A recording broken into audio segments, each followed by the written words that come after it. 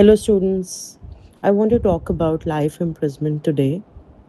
So, definitely, the audience today, they've matured, and even Bollywood movies, shows, they've started showing content in correct light in relation to law.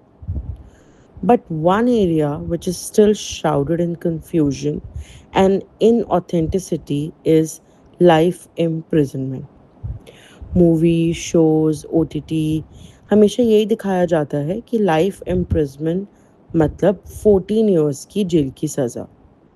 But this is absolutely misleading. Life imprisonment का Hindi translation है आजीवन कारावास, जिसका मतलब supreme court भी काफ़ी बार clarify कर चुकी है. It means imprisonment for remainder of natural life of person. मतलब कोई पर्सन अपनी लाइफ की आखिरी सांस तक जेल में रहेगा, which can be 10, 20, 30, 40, 50 years. Cut off point है last breath of the prisoner. अब क्वेश्चन अराइज होता है कि 14 ईयर्स का कॉन्सेप्ट फिर कहाँ से आया.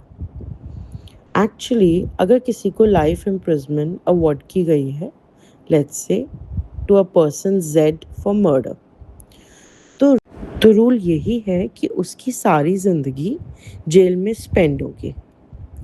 बट 14 इयर्स के बाद सीआरपीसी में उसको ये राइट मिलता है कि वो गवर्नमेंट से रिक्वेस्ट कर सकता है for early release based on circumstances like good conduct, reformation etcetera. ये रिक्वेस्ट करने का राइट 14 इयर्स के बाद अराइज होता है. तो इसको ऐसे दिखा दिया जाता है कि 14 इयर्स के बाद हर कोई रिलीज हो जाएगा. Only a request can be made और ऐसा कोई राइट नहीं है. इसी तरह से आपने देखा होगा हिंदी मूवीज़ में कहते हैं 14 साल बमशक्कत कैद. बमशक्कत का मतलब होता है with hard labour. Actually imprisonment दो तरह की होती है, सिंपल एंड रिग्रेस. सिंपल का मतलब होता है no labour and rigorous means the prisoner has to work also.